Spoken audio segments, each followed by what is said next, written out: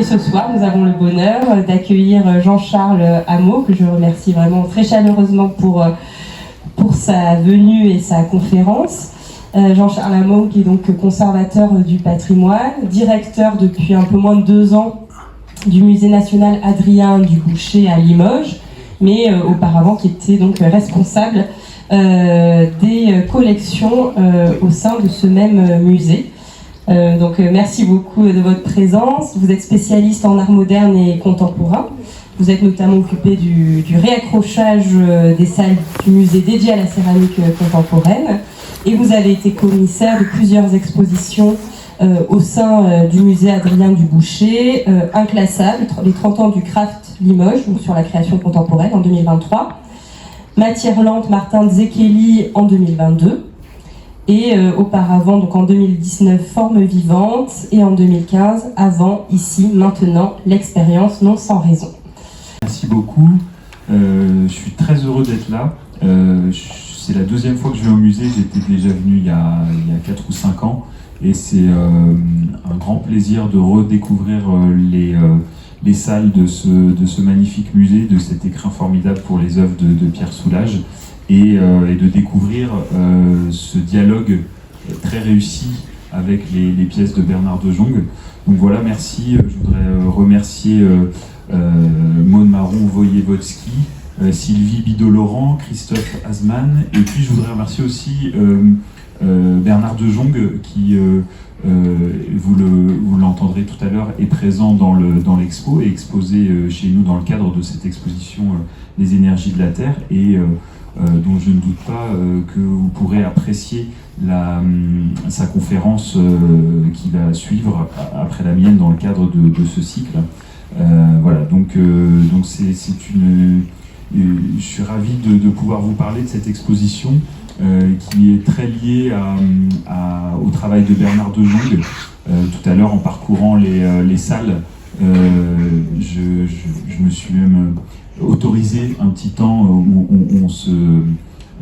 à me poser dans ces salles et à observer le dialogue entre les céramiques et les verres de Bernard de Jonghe et puis les toiles de Soulages, et puis on voit cette vibration autour de la matière qui est tout à fait cohérente. Donc déjà bravo à toute l'équipe pour cette très belle exposition. Alors ce soir je vais vous parler de l'exposition.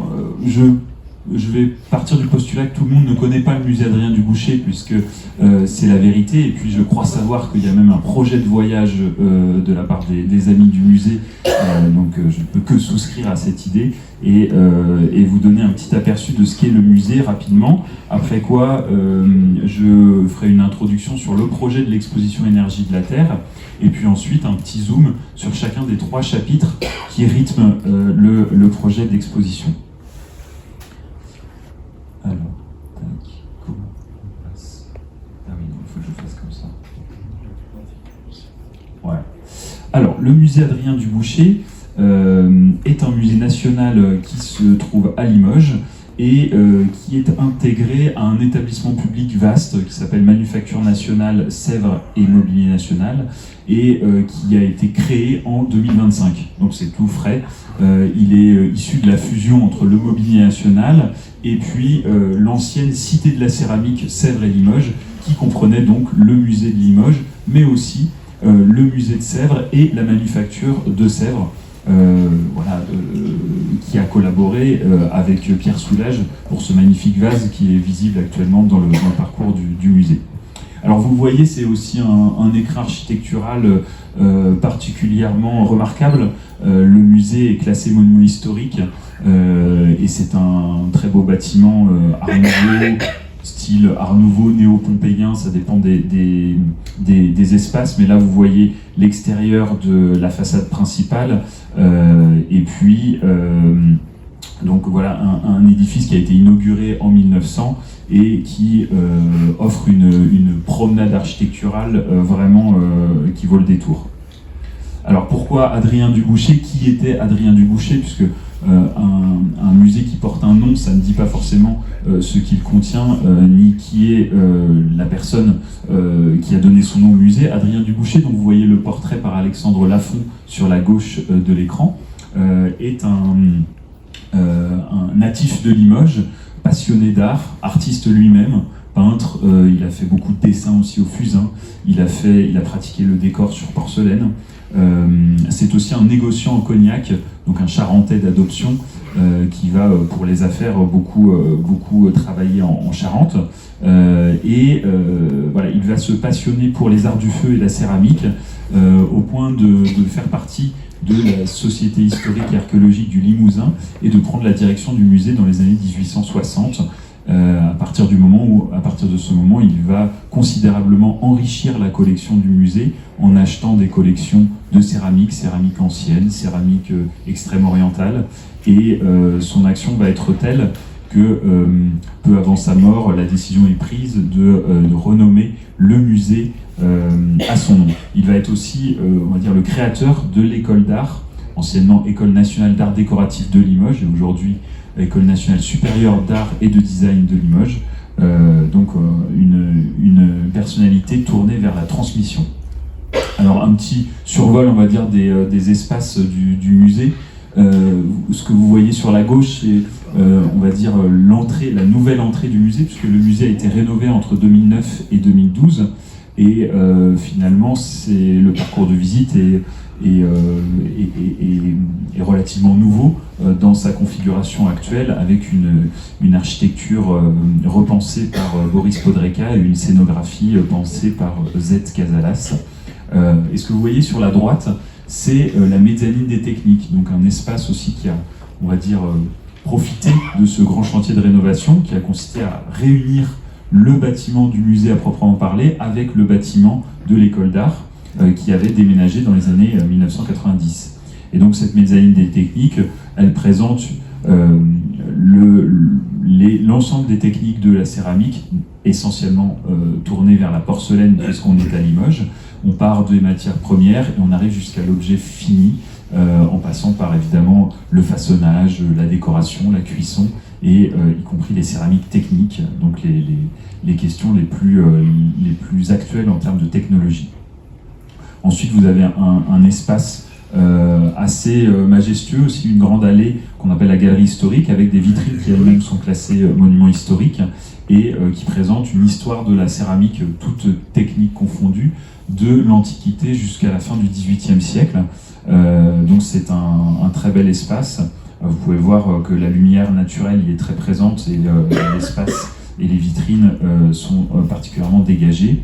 Cette vitrine aboutit à un espace qu'on appelle l'espace couleur, où là, après avoir traversé, on va dire, des vitrines et un classement assez scientifique autour des foyers de production, là on a un accrochage beaucoup plus libre, beaucoup plus formel, qui avait été pensé avec un scénographe en 2018.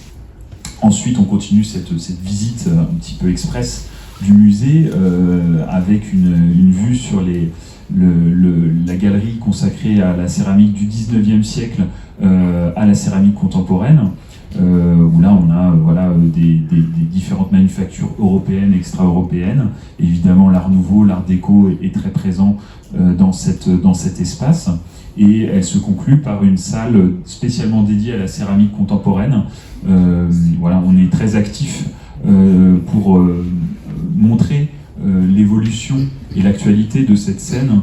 La céramique est un art qui a vraiment toute sa place dans la scène des arts plastiques contemporains aujourd'hui, mais aussi dans le design, dans le champ de l'objet décoratif, de l'objet utilitaire, et toutes ces facettes de l'installation à la pièce d'art de la table sont présentées au musée. Et puis enfin, à tout seigneur, tout honneur, la porcelaine de Limoges est exposée dans une galerie qui lui est spécialement consacrée et qui, elle, a été profondément aussi remodelée en 2012. Donc vous voyez des vitrines qu'on appelle des vitrines conques, parce qu'elles reprennent un peu une forme de coquillage et qui servent d'écrin à différentes manufactures.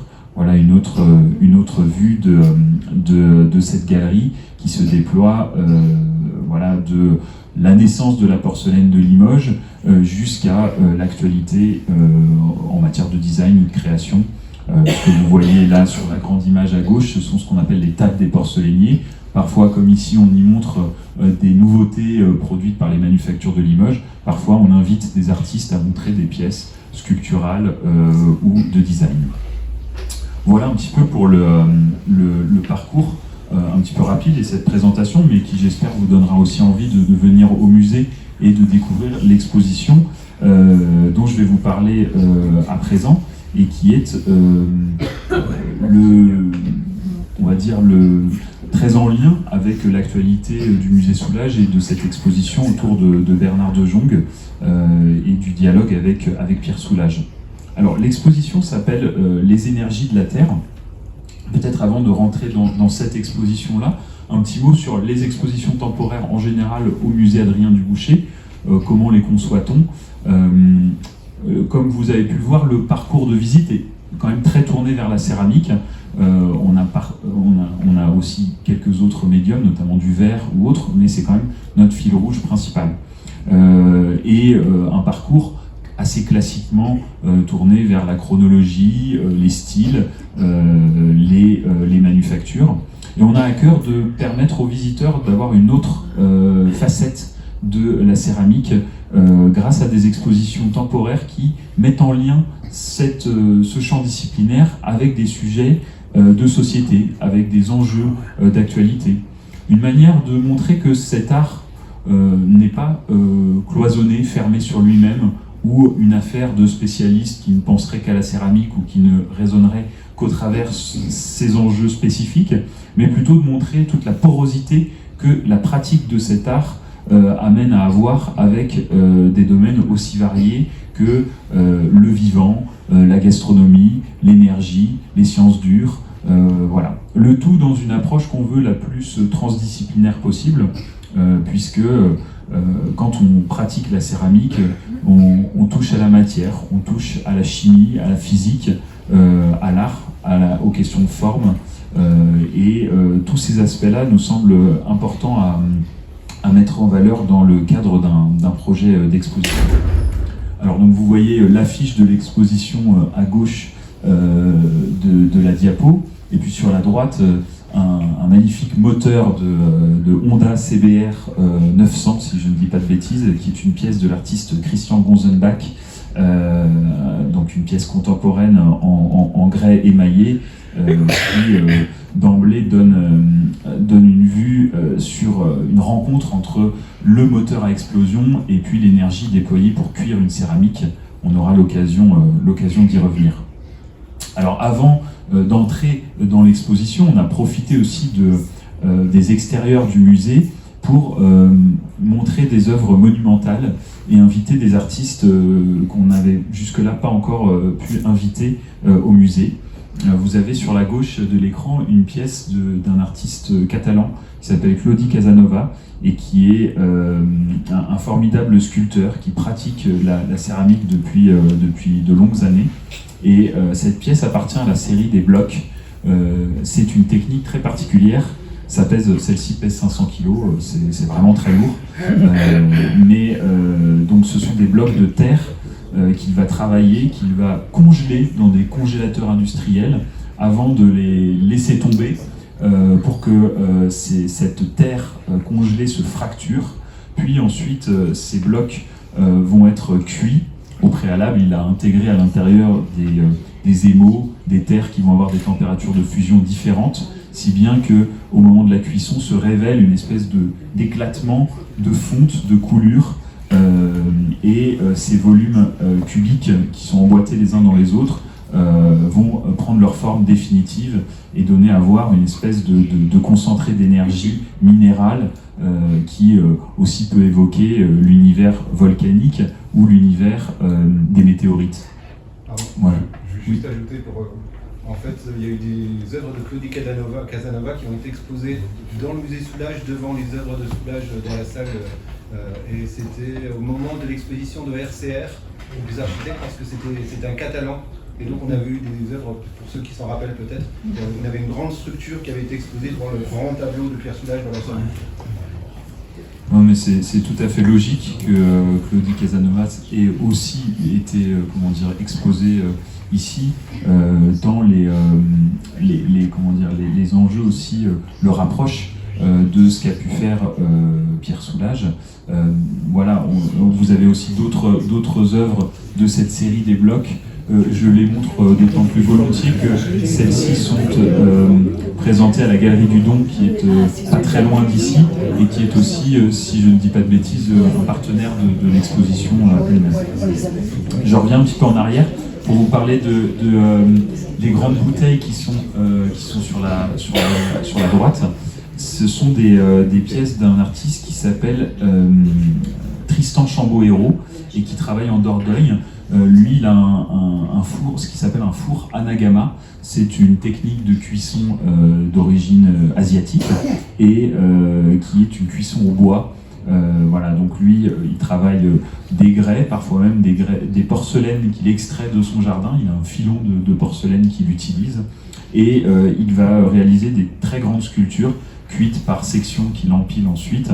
Et moi, ce que j'ai aimé dans ces pièces, c'est les traces du feu, puisqu'il a cuisson anagama, ça met en jeu la manière dont la flamme vient caresser la matière et laisser une empreinte, où la cendre circule, il y a une circulation des énergies, et puis par ailleurs, ces bouteilles, elles ne sont pas sans faire écho à Limoges, au four à porcelaine qui, de plans cylindriques, sont souvent coiffés d'une haute cheminée. Donc c'était assez intéressant pour nous de tisser ce parallèle.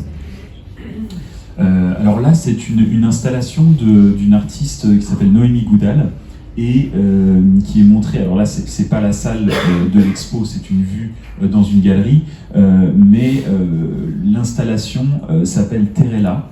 Et c'est le fruit d'une collaboration entre l'artiste, un historien des sciences et la Manufacture nationale de Sèvres.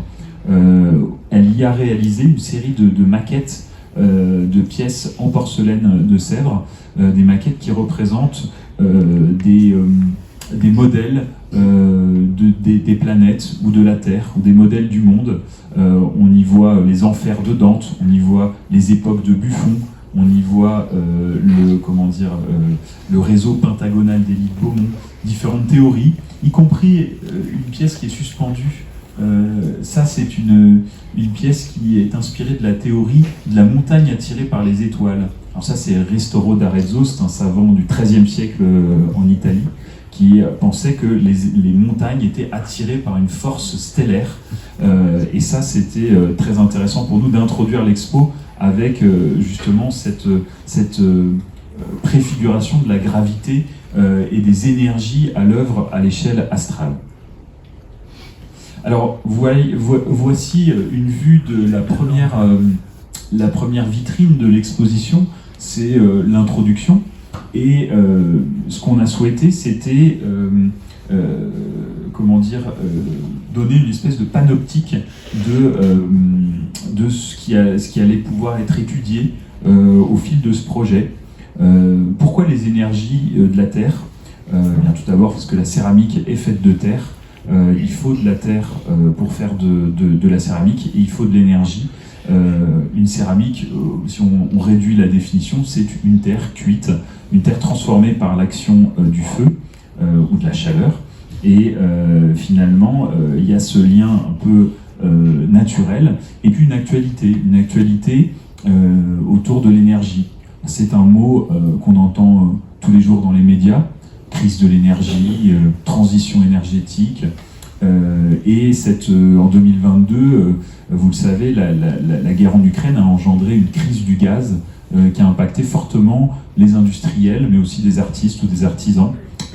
Et significativement, à Limoges, des manufactures ne savaient pas si elles pourraient mener à bien leur cuisson, voire même la préfecture menaçait, en cas de pénurie, de couper les arrivées de gaz. Donc ça a été aussi quelque chose qui a aiguillonné notre regard vers ce sujet, et on a cherché à le traiter de manière beaucoup plus large. Mais ça explique pourquoi on a dans cette introduction une maquette d'un four-tunnel. On ne la voit pas, mais il y a aussi une petite soucoupe qui est un des premiers tests de cuisson au gaz de la porcelaine de Limoges. Il faut savoir que la cuisson des porcelaines de Limoges se fait d'abord au bois au XVIIIe siècle, puis avec du charbon dans la seconde moitié du XIXe siècle et jusqu'au milieu du XXe siècle. À partir du moment où on découvre le filon du gaz de lac dans les Pyrénées Atlantiques, on va utiliser ça. Donc cette première acception, on va dire, technique de l'énergie est évidemment présente dans l'exposition.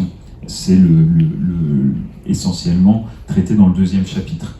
Mais on a aussi dans cette première vitrine un quartz magnifique prêté par le Muséum de Toulouse qui est lui là pour incarner les matières qui sont elles-mêmes des produits des énergies de la planète.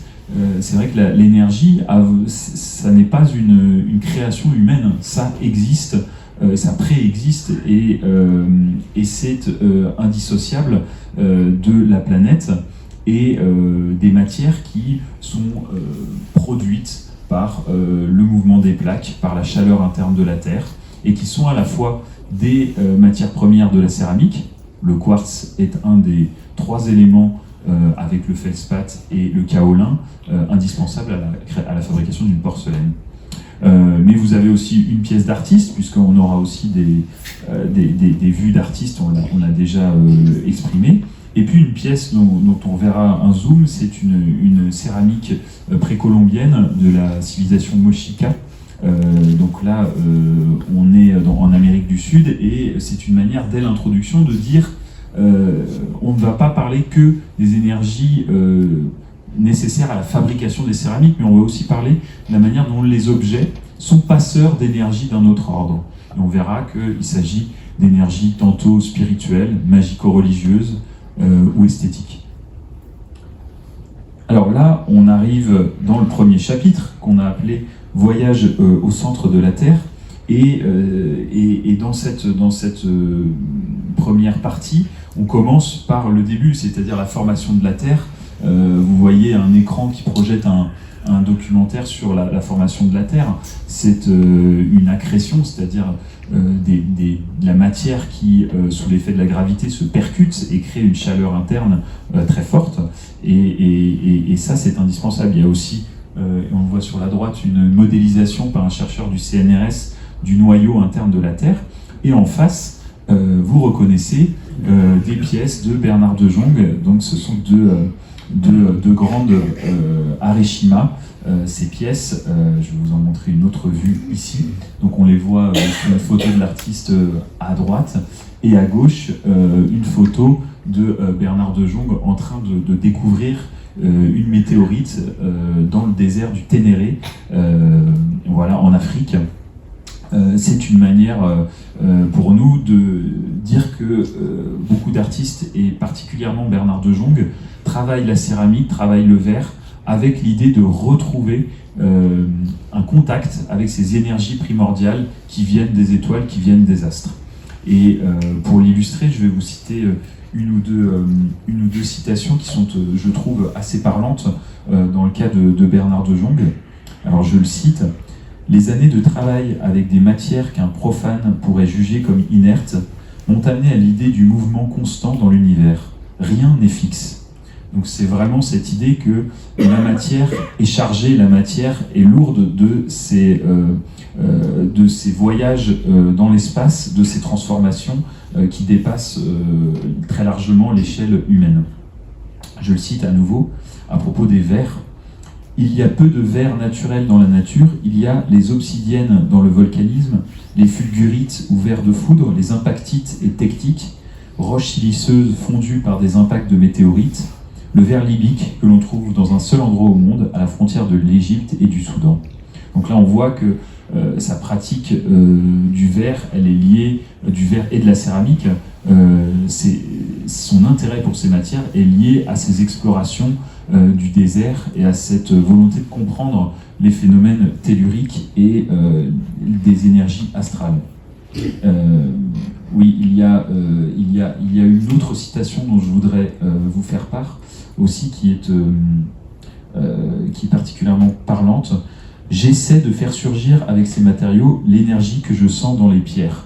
Donc voilà un artiste qui clairement, quand il est face à du minéral, ne voit pas quelque chose d'inerte ou une opposition avec le vivant, mais il voit toute cette énergie.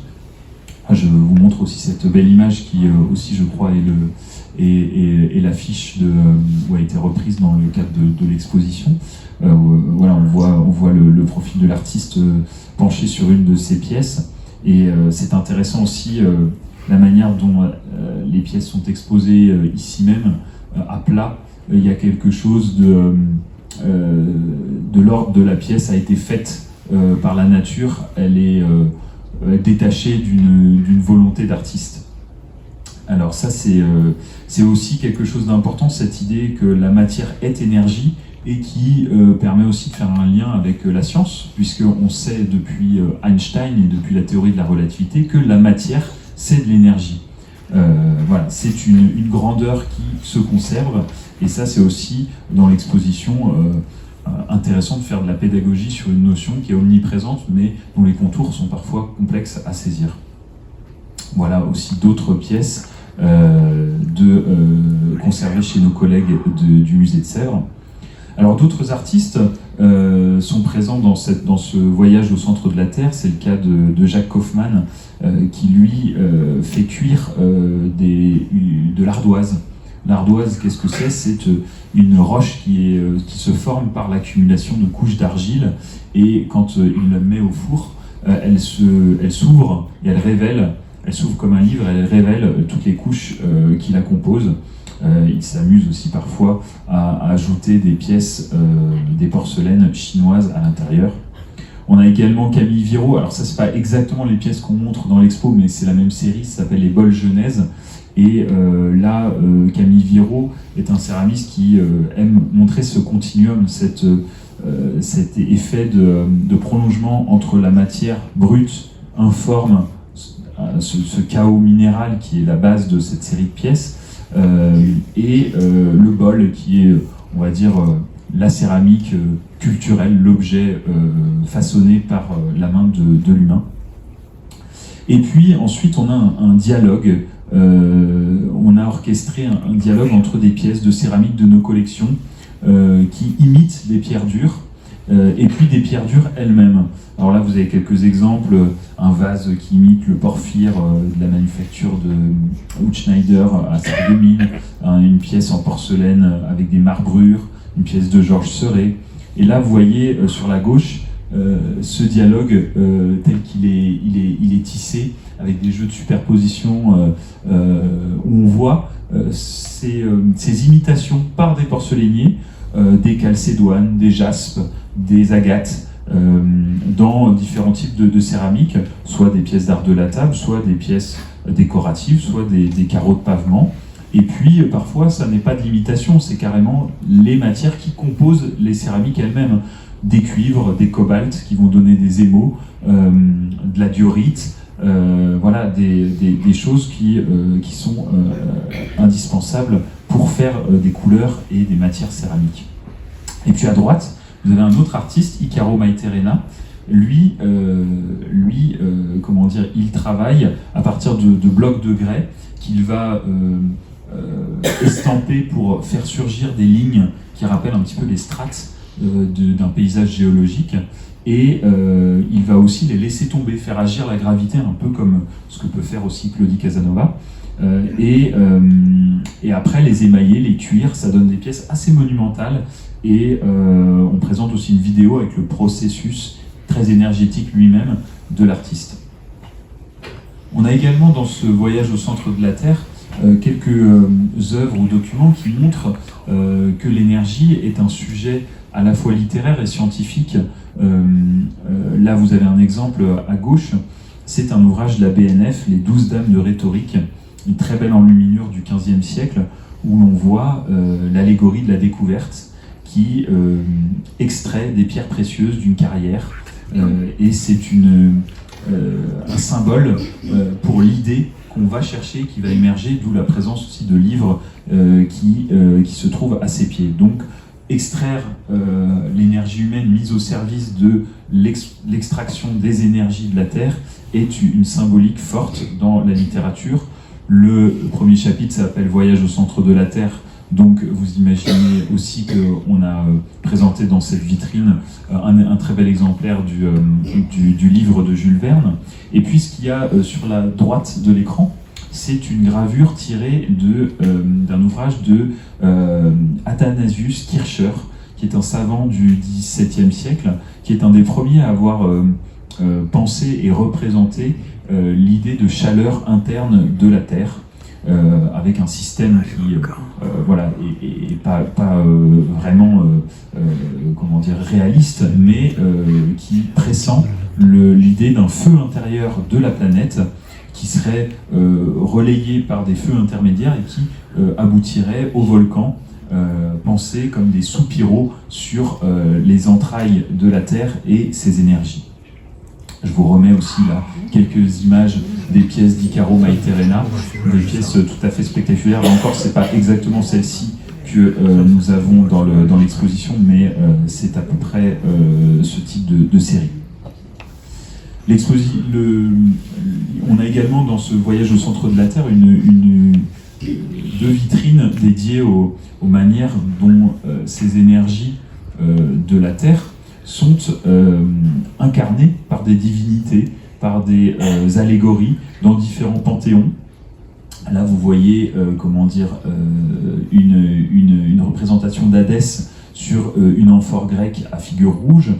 Sur la droite, vous voyez Vulcain dans sa forge, représenté sur une majolique italienne du XVIIe siècle. Et puis au milieu, Ignis, une divinité liée au feu. Alors bien sûr, on a des illustrations européennes, mais aussi on a à cœur de montrer que ces énergies sont présentes dans d'autres cultures. Vous avez à droite une pièce chinoise de nos collections sur laquelle on voit des trigrammes. Les trigrammes sont des représentations géométriques, symboliques des énergies du monde. Parfois, le yin et le yang est représenté. Là, c'est le cas aussi au milieu du phylactère que tiennent les lettrés. Et ces énergies tiennent l'équilibre du monde. À droite, à gauche, vous avez une marionnette de théâtre qui est une pièce indonésienne prêtée par le musée du Quai Branly. Et ça, c'est la représentation d'Agni. Agni est le dieu du feu. Pas seulement du feu en tant qu'élément, mais aussi le feu du foyer, le feu domestique qui permet de se chauffer, qui permet de cuire des aliments. Et ça, c'est aussi important dans notre exposition. Vous allez le comprendre à l'instant. Et ce voyage au centre de la Terre, ce premier chapitre, se clôt sur une partie qu'on a appelée Mouvement de la Terre et qui est consacrée à, on va dire, le romantisme paysager et ses échos dans la céramique contemporaine. Vous voyez sur la gauche un très beau tableau. Il s'agit d'une pièce de Michael Wutki. C'est un tableau vraiment romantique au sens fort du terme. C'est un prêt du musée du Louvre. Et sur ce tableau est représentée l'éruption du Vésuve. On a des petits personnages qui sont totalement dépassés par cette fournaise. Et puis autour de ce tableau, on a des représentations de différents tremblements de terre, différents séismes, différentes éruptions volcaniques par des gravures, et notamment le terremoto, qui est un tremblement de terre catastrophique en 1755 à Lisbonne, qui a ravagé la ville et qui a vraiment aussi créé une rupture dans la pensée européenne. À partir de ce moment, on va considérer que les catastrophes naturelles ne sont plus seulement des punitions divines, mais des phénomènes qui réagissent à leur propre loi. Et puis ça va devenir un sujet d'inspiration artistique jusqu'à des œuvres contemporaines. Vous avez ici une pièce de Claude Champy, donc un artiste aussi qui est à peu près de la même génération que Bernard de Jong et qui est un grand nom aussi de la céramique française. Là, une pièce de nos collections à la fois en forme de cratère et avec ses coulées de lave, pourrait-on dire. C'est de l'émail que l'artiste jette à la manière un peu d'un dripping façon Jackson Pollock. Parfois c'est directement dans une casserole, il va le jeter pour avoir ces effets de coulure, et à la cuisson bien sûr ça réagit. Et puis sur la droite, une pièce de Tu Van Tran, qui est une artiste contemporaine qui a travaillé aussi à la manufacture de Sèvres pour réaliser une série d'éruptions en biscuits de porcelaine. Et ce sont à la fois des échos à cette énergie volcanique et aussi aux énergies bien humaines, celles-ci, liées au bombardement et aux guerres. Par ailleurs, une artiste très présente dans l'exposition et très importante pour nous, c'est Anaïs Lelièvre, qui est une artiste passionnée de céramique, qu'on a invitée à réaliser une pièce inédite et dans le cadre d'une résidence croisée entre le Musée national Adrien Dubouché et le CRAFT.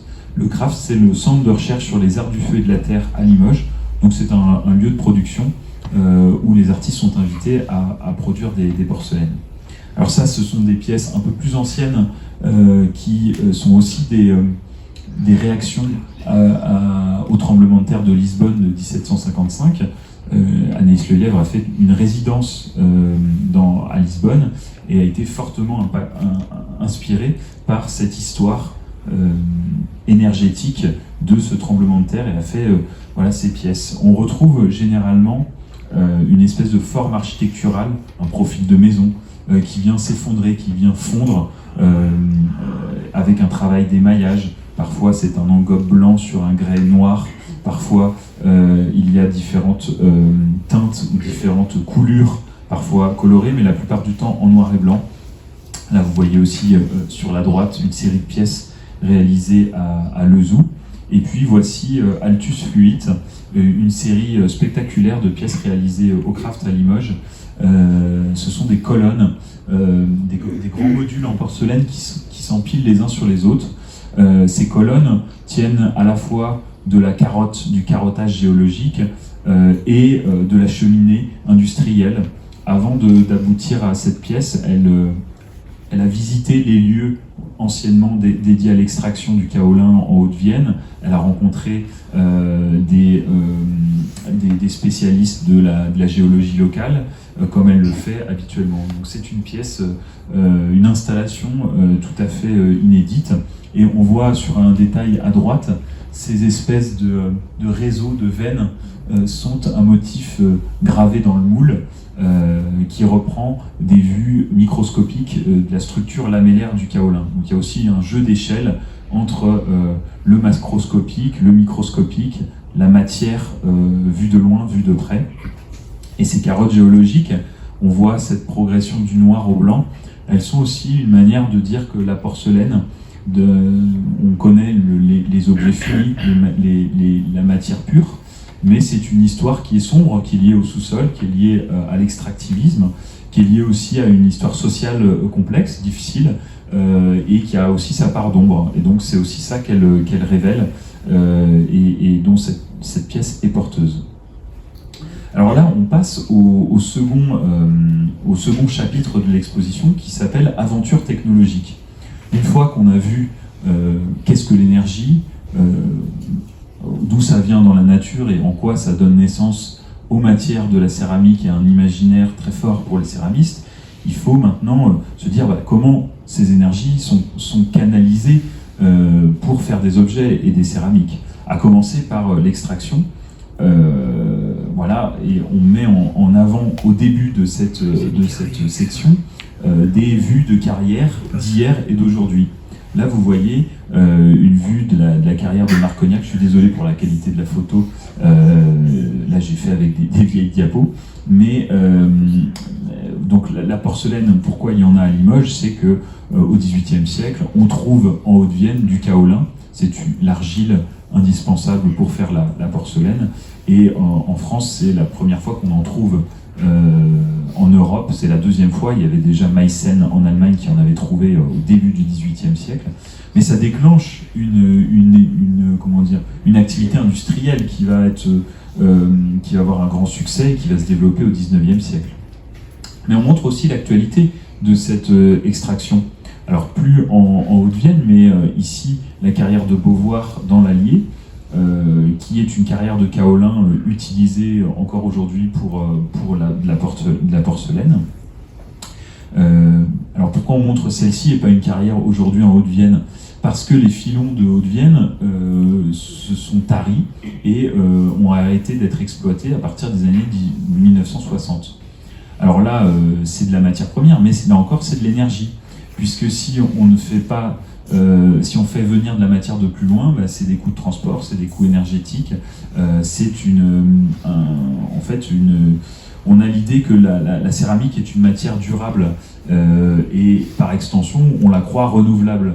En réalité, c'est un peu un leurre puisque les argiles, c'est une matière abondante, mais toutes les argiles ne sont pas utilisables pour faire de la céramique et certaines, notamment le kaolin ou d'autres matières, se font rares et doivent être importées, mélangées avec... voilà. Donc la porcelaine de Limoges aujourd'hui, elle est faite avec en partie du kaolin français, de l'Allier, de Bretagne un petit peu, mais aussi avec du kaolin qui vient de l'étranger, Grande-Bretagne, Allemagne, Nouvelle-Zélande. Donc c'est des enjeux énergétiques aussi à gérer pour les industriels aujourd'hui.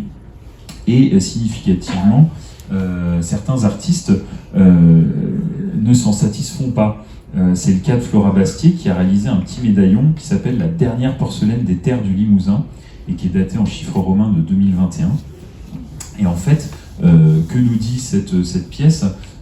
C'est une pièce qu'elle a réalisée en allant gratter elle-même du kaolin local dans un lieu qui n'est plus exploité, mais elle l'a fait raffiner par des entreprises et elle a obtenu un petit médaillon qui est en réalité une allusion à la première porcelaine des terres du Limousin, qui est la plus ancienne porcelaine connue actuellement. Donc c'était une manière assez amusante de dire attention, si on veut faire de la porcelaine durable, écologique, économe en énergie, il faut revenir à des matières locales. Alors pourquoi les entreprises aujourd'hui à Limoges et ailleurs ne font pas forcément des matières locales? C'est que c'est pas forcément rentable à l'échelle industrielle et par ailleurs il y a un cahier des charges très précis pour que la porcelaine soit validée en tant que porcelaine de Limoges, qui comprend des températures de cuisson, des types de composants. Et donc ce qui est possible à l'échelle d'une production artistique ou artisanale ne l'est pas forcément actuellement à l'échelle industrielle. Alors ça, je vais passer pour aller un petit peu plus vite. Là, je voudrais vous montrer Daniel de Montmolin, qui est aussi un très grand céramiste, et qui lui incarne, on le voit sur la gauche, incarne le potier qui maîtrise l'ensemble de la chaîne opératoire, de la collecte de matériaux jusqu'à l'objet fini. Et ça, c'est aussi quelque chose qui passionne les jeunes artistes, les céramistes d'aujourd'hui, qui s'intéressent à ce champ disciplinaire parce qu'il implique de savoir d'où viennent les matières qu'on travaille, comment on les produit. Et significativement, là vous avez une pièce qui est faite avec des cendres végétales. Donc c'est aussi quelqu'un qui ne va pas se satisfaire d'acheter des émaux industriels, mais vraiment aller les chercher lui-même. Les corps des humains et des non-humains, des animaux, c'est une énergie physique qui est présente aussi dans l'exposition, dans une section qui s'appelle des corps au travail. On les voit représentés sur des céramiques, dans des ouvrages, sur des photographies. Là, vous avez une représentation de l'extraction du feldspath. Donc ça, c'est un fondant utilisé en porcelaine en Chine, dans une aquarelle du XVIIIe siècle. Et puis à droite, une vue du broyage de terre à porcelaine, à céramique plutôt, actionné par un bœuf. Ici, vous avez un reportage sur une potière amazonienne. C'est important aussi pour nous d'essayer de voir cette thématique sous différentes latitudes. Et une chercheuse du Muséum de Toulouse a fait un terrain anthropologique et s'est intéressée aux gestes, aux énergies physiques requises par la pratique de la poterie dans la région du Haut-Xingu en Amazonie, et également à documenter la manière dont on va chercher des blocs d'argile dans les lacs dans certaines de ces régions. Alors bien sûr, qui dit énergie et céramique dit cuisson, d'où une section qu'on a appelée domestiquer le feu, et où vous retrouvez le moteur dont je vous ai parlé en introduction, mais on a aussi des maquettes de fours à porcelaine et des films sur la cuisson en Afrique sur feu de branchage. Voilà à quoi ressemble à peu près un four à porcelaine. Alors je vous invite, pour celles et ceux qui viendront à Limoges prochainement, à non seulement visiter bien sûr le musée Adrien Dubouché, mais aussi aller voir le patrimoine industriel riche qui est conservé à Limoges, notamment le four des Cassots, qui est un musée visitable à gauche, et puis le four Avilande qui est accessible ponctuellement, mais qui a été rénové aussi l'année dernière. Et alors ça, c'est un modèle très industriel, très architectural. Il faut beaucoup de combustible pour chauffer toute cette architecture et obtenir des très hautes températures. Mais il existe d'autres types de cuisson et de gestion de l'énergie. En Afrique, par exemple, vous avez des cuissons sur feu de branchage. Le principe est le suivant: on va entasser avec dans un ordre particulier les pièces et de la végétation par-dessus, et mettre en œuvre une cuisson fulgurante où des hautes températures, alors moins hautes qu'en porcelaine, mais sont atteintes pour cuire des pièces et obtenir une dureté suffisante à l'usage qu'on va faire de ces pièces, destinées la plupart, en tout cas pour celles sur cette photo, à de la conservation alimentaire ou d'eau. Alors la cuisson, c'est aujourd'hui un enjeu écologique, et beaucoup de céramistes se disent: moi je suis passionné par cette matière, par cette pratique, mais j'ai envie d'être plus éco-responsable. Comment je concilie ces deux objectifs? Eh bien, Jean Girel, que vous voyez sur la droite, est un grand céramiste, un grand artiste et un grand maître des phénomènes céramiques, mais c'est aussi un grand ingénieur qui a mis au point un four qui s'appelle le four Girel 3E. Alors pourquoi 3E? C'est parce qu'il est écologique, économique et ergonomique. Alors je ne vais pas rentrer dans le détail, mais en gros, ce four que vous voyez sur la droite peut être manipulé par une personne debout, sans se casser le dos, et là où on passe plus d'une tonne de bois pour un même volume sur un four classique, lui il en passe 250 kg. Donc on est sur une économie quand même significative. Et ce qui est intéressant, c'est que c'est pas seulement lui qui a fait son four, c'est qu'il y a toute une logique de transmission. Les plans de ces fours sont accessibles en open source sur Internet, et il anime des workshops où il va former ceux qu'il appelle les pionniers, toute une génération de céramistes qui apprennent à construire et à maîtriser ce four, et à ainsi concilier ces deux objectifs. Alors, autre dispositif intéressant à l'échelle industrielle, c'est ce qu'on appelle l'EcoStock. C'est développé par la société Ecotech-Ceram, et on a une entreprise en Corrèze, donc pas très très loin d'ici, qui produit des tuiles et qui s'est équipée de ce récupérateur de chaleur. C'est vrai que quand on fait une cuisson de céramique, on monte très haut en température, jusqu'à 1400 degrés pour la porcelaine, et on se dit, mais une fois qu'on a cuit les pièces, que fait cette chaleur? On la laisse se disparaître, c'est une énergie considérable qui est perdue. Or, ce dispositif, précisément, peut permettre de récupérer cette chaleur, soit de la réaffecter à d'autres endroits de la chaîne de production, soit de la transformer en électricité. Alors très rapidement, on a aussi le four solaire qui a pu être utilisé pour des cuissons de céramique. Vous avez le cas ici à Montlouis, dans les Pyrénées-Orientales. Et ça, c'est aussi des choses qu'on documente dans l'exposition. Alors on a finalement, pour terminer ce deuxième chapitre, un ensemble de pièces intégrées dans une grande vitrine qui sont là pour montrer que les énergies ont des qualités énergétiques elles-mêmes. Là encore, il ne s'agit pas de montrer toute l'énergie déployée pour faire des céramiques, mais de dire que les céramiques elles-mêmes sont utilisées dans le cadre du chauffage, de la cuisson domestique. On a des chauffe-mains, des chauffe-pieds, des braseros, des tisanières, des brûle-parfums, des choses où les jeux d'isolation et de diffusion de la chaleur la rendent très adaptée à des dispositifs de chauffage. Là, vous avez un très beau poêle qui est dans notre parcours permanent qu'on a fait restaurer il y a 2 ans de la manufacture Cropper, un poêle 18e avec une cheminée sculptée assez spectaculaire. Et puis à droite, un petit réchaud mobile sur roulette en faïence magnifique avec ses coulures. Et là, vous mettez des braises dedans, vous le diffusez, ça diffuse une chaleur très confortable et très progressive. Autre domaine dans lequel la céramique est très utilisée pour ses qualités énergétiques, c'est l'isolation électrique. Là, vous avez des petits isolateurs. On a Legrand à Limoges, qui est une grande entreprise de matériel électrique et qui a commencé en produisant des pièces en porcelaine. Et puis à droite, Seralep, un grand isolateur.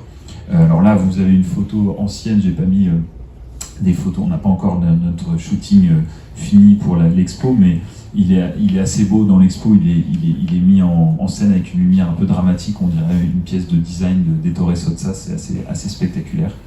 Et puis l'aérospatiale, la boucle est bouclée avec les énergies de l'espace, puisque les moteurs, les miroirs de satellites présentent des pièces céramiques. Il faut savoir qu'à Limoges, alors bien sûr on a les arts de la table, bien sûr il y a cette tradition artistique de la porcelaine, mais il y a aussi un pôle européen de compétences c'est une véritable technopole dédiée aux énergies céramiques, avec des écoles d'ingénieurs, des labos de recherche, des startups. Et là, typiquement, c'est le CTTC, le Centre de transfert des technologies céramiques, qui a fait une collaboration avec Safran pour produire un moteur de satellite avec des composants céramiques. Alors là, on bascule maintenant dans le dernier chapitre de l'exposition qui s'intitule « Objets passeurs d'énergie ». Et le but, c'est de ne pas passer à côté d'autres définitions de l'énergie. Si on s'en tient à une définition physico-chimique, eh bien, on se retrouve avec une expo qui est très, finalement, occidentalo-centrée. Or, l'énergie est un terme qui a été employé et qui est encore employé dans plein d'autres contextes aujourd'hui pour désigner des flux immatériels, ceux d'une aura artistique, ceux d'un pouvoir magico-religieux. Et c'est tout ce que ce troisième chapitre entend présenter. Et ce troisième chapitre s'ouvre sur des œuvres lumineuses. Ce sont des œuvres d'artistes.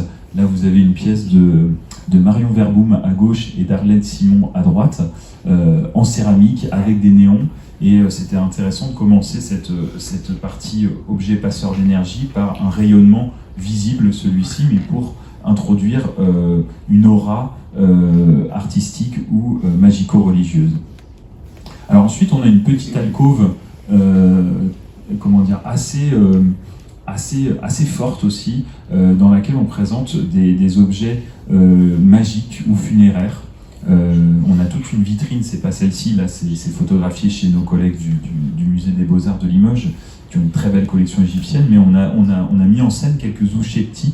Ce sont ces petites figurines, soit en faïencis, soit en céramique, qui accompagnent les défunts dans l'au-delà et qu'on a mis en scène dans cette alcôve dédiée aux objets funéraires. De la même manière, on a des très beaux minchi.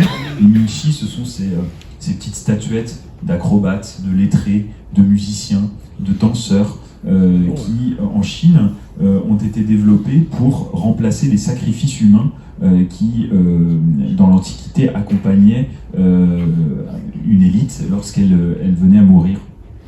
Donc ça, c'est aussi des pièces qui sont investies d'un pouvoir.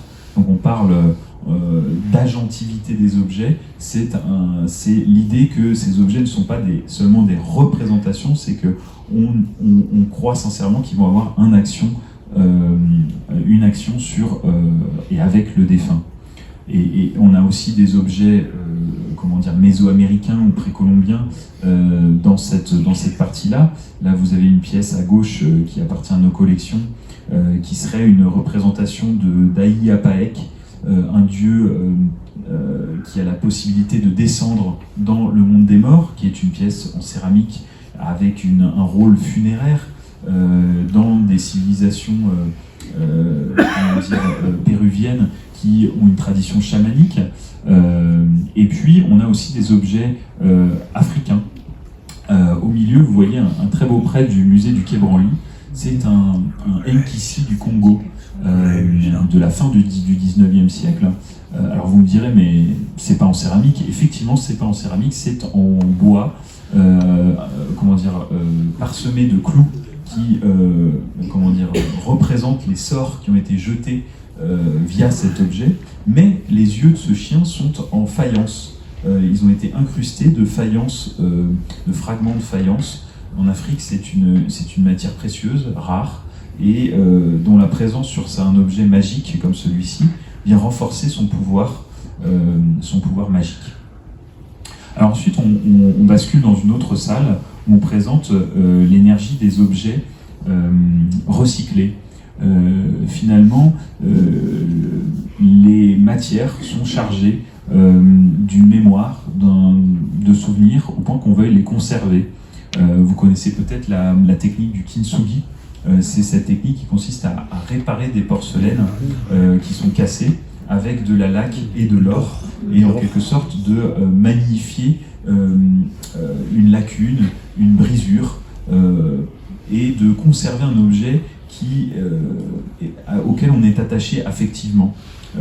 Voilà, donc ça c'est aussi une autre manière de voir l'énergie des objets.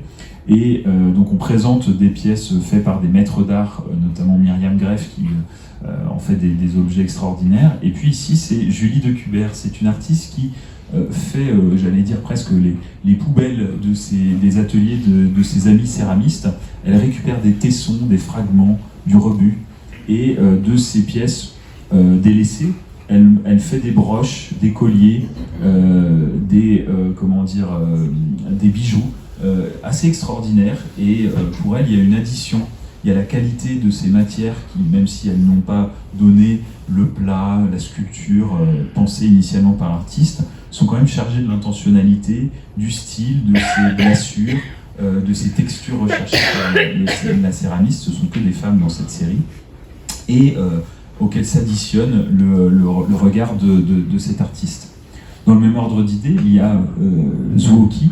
Lui, c'est un artiste qui va récupérer des porcelaines chinoises cassées, et il va les augmenter avec du verre soufflé. Ça vous donne des pièces dont on a l'impression qu'elles sont rechargées de ce pouvoir visuel, et on le regarde à nouveau là où en général des céramiques brisées, vous allez en Chine, dans la région de Jingdezhen, des fours impériaux, vous creusez le sol et vous trouvez des monceaux de fragments, et donc plus personne ne fait attention. Mais ce travail d'artiste redonne un regard sur ces pièces. Dans le même ordre d'idées, j'ai presque terminé, on a une installation sur la gauche. Ce sont des pièces de Richard Foguet. Alors lui, il n'est pas du tout céramiste, il est plasticien, et il fait les émaillus, il fait les vides-greniers, il récupère des pièces qui l'amusent, dont la forme ou la couleur l'inspire, et il les colle entre elles. Alors ça, pour tout céramiste, c'est ni fait ni à faire. Mais qu'est-ce que ça dit ?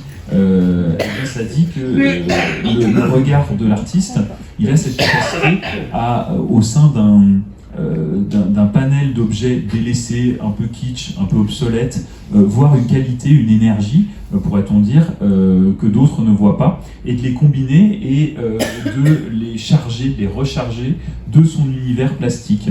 Et ces compositions donnent à voir tantôt une espèce de cervidé, une espèce de cow-boy, un personnage en armure. Donc vous imaginez que les enfants dans l'exposition se donnent à cœur joie, et c'est un plaisir de faire des visites autour de ces pièces. Et puis à droite, une grande installation d'un artiste africain, Kokou Ferdinand Makouvia, qui lui, quand il pratique la céramique, c'est vraiment lié à la terre-mère, aux énergies de cette matière, et au rite et à la perception animiste des énergies qui ont lieu dans son pays natal. Et cette pièce, elle a été réalisée pour le Musée national de l'histoire de l'immigration à Paris, Et pour réaliser cette installation dans ce musée, il a dû aller voir le sorcier de son pays natal et de demander une cérémonie d'accord, en quelque sorte, pour pouvoir travailler ses énergies à l'œuvre dans la céramike. Et alors, pour la petite histoire, lors du vernissage, l'artiste était présent, il est rentré carrément à l'intérieur de la pièce et il a chanté, il a fait différents sifflements, et puis par les ouvertures, on voyait sa main sortir de temps en temps. Donc vous aviez une sculpture vraiment habitée de l'énergie physique de l'artiste, qui est tout à fait spectaculaire. On a également des pièces de Sylvie Auvray, ce ne sont pas celles-ci, mais des pièces de la même série, des balais en céramique. Le balai, pour elle, c'est un objet du quotidien, un objet banal, mais on vit avec lui, il vit avec nous, il est posé dans un coin, on n'y fait pas forcément attention, mais elle le fait s'animer en faisant des manches à balai qui deviennent des espèces de visages qui s'animent, parfois un peu grotesques, parfois, un peu monstrueux. Évidemment, il y a aussi l'imaginaire de la sorcière, de la magie au travers le balai. Mais c'est aussi l'objet du quotidien qui l'intéresse. Et ça, c'est très intéressant parce que on voit souvent les objets comme classiquement comme des choses produites par l'humain. Voilà, on fabrique des objets, il y a quelque chose de l'ordre de l'objet est passif et nous fabriquons ces objets. Mais on peut, et beaucoup de chercheurs en histoire de l'art et en anthropologie renversent le sujet aujourd'hui en disant: est-ce que nous, on ne serait pas aussi, quelque part, façonnés par les objets qui nous entourent ou dont on choisit de s'entourer et qui, parce qu'on les fréquente, vont orienter aussi nos choix, notre manière d'être, notre perception esthétique. Et les objets, on va dire, du quotidien, significativement, les arts de la table, les pièces ça peut être le mug en céramique avec lequel dans lequel on boit tous les jours, vont aussi nous façonner. Donc c'est peut-être là où l'énergie des objets est à prendre en compte. Et certains designers le mesurent bien, comme Jean-Baptiste Fastré, qui fait à Sèvres, il y a quelques années, des bâtons en porcelaine qui peuvent être à la fois des bâtons de relais au niveau sportif, mais des bâtons de pouvoir. Il y a un peu l'image du sceptre. Et puis c'est gris-gris. C'est le nom de cette série de pièces qui sont des petits culbutos. Donc les gris-gris, qu'est-ce que c'est ? C'est des talismans, c'est des pièces auxquelles on s'accroche quand on a besoin de repères. Le culbuto aussi, c'est une pièce qui bascule, qui bénéficie et qui joue de l'énergie cinétique. Et puis enfin, voilà une pièce qui est une création aussi spécifique pour l'exposition. Ce sont des baguettes de sourcier en porcelaine. Guy Ménard et Michel Paysan, c'est un duo d'artistes très intéressant. Alors Guy Ménard, lui, il est porcelainier, vraiment c'est son domaine. Et il a travaillé dans pas mal de manufactures de Limoges et il a enseigné la porcelaine à l'école d'art de Limoges. Et il est aussi sourcier, c'est-à-dire qu'il peut trouver des sources avec les baguettes de sourcier. Et ça, c'est vraiment des pratiques très, très, très présentes en Limousin. Vous avez les gens qui trouvent de l'eau, vous avez les gens qui enlèvent le feu ou les brûlures par contact, vous avez des sites qui contiennent ce qu'on appelle les bonnes fontaines, des lieux où l'eau véhicule des énergies de guérison, ou des pierres qui sont réputées pour guérir aussi tel ou tel mot. Et ça fait l'objet de recherches en anthropologie. Vous avez une publication parmi d'autres à droite. Et puis ça nourrit aussi l'imaginaire d'artistes et de gens qui s'intéressent aux énergies de la céramique. Ça, c'est une série de pièces de Claudine Monchaussé, des petites pièces totémiques qui terminent ce parcours de visite et qui, en quelque sorte, voilà, c'est pour elle, faire de l'art, faire de la céramique, c'est une énergie qui se transmet entre une vision artistique et puis un spectateur. Voilà, il y a une inspiration, il y a une émotion, et ça, c'est aussi assimilable à une forme d'énergie. Et enfin, c'est la dernière diapo. Là, vous voyez une cuisson très spectaculaire d'un artiste qui s'appelle Loul Combre. Et lui, qu'est-ce qu'il met en œuvre ? C'est un projet collectif assez dingue, puisqu'il invite plus de 160 bénévoles à construire une structure métallique qui va être recouverte d'argile. Là, on est à Prades-le-Lay, dans l'Hérault, en 2019. Et il fait des sculptures monumentales qui non seulement vont être construites collectivement, mais aussi avec des cuissons spectaculaires spectacle où ça devient une espèce d'œuvre d'art totale. Vous avez de la musique, du théâtre, ça devient une espèce de performance. Et ce qui l'intéresse, lui, c'est pas seulement et pas tant l'œuvre finie que ce partage, on va dire, du faire, cette circulation du geste artistique qui circule aussi comme une énergie. Et là, on bascule vers de l'objet passeur d'énergie à des énergies qui deviennent artistiques, voire politiques, dès lors que on est amené à faire soi-même, à être acteur d'un projet collectif. C'est aussi quelque chose de passionnant. Voilà, donc j'ai très légèrement dépassé de 6 minutes. Je vous remercie pour votre attention. Bon, on n'a plus qu'à vous remercier très fortement.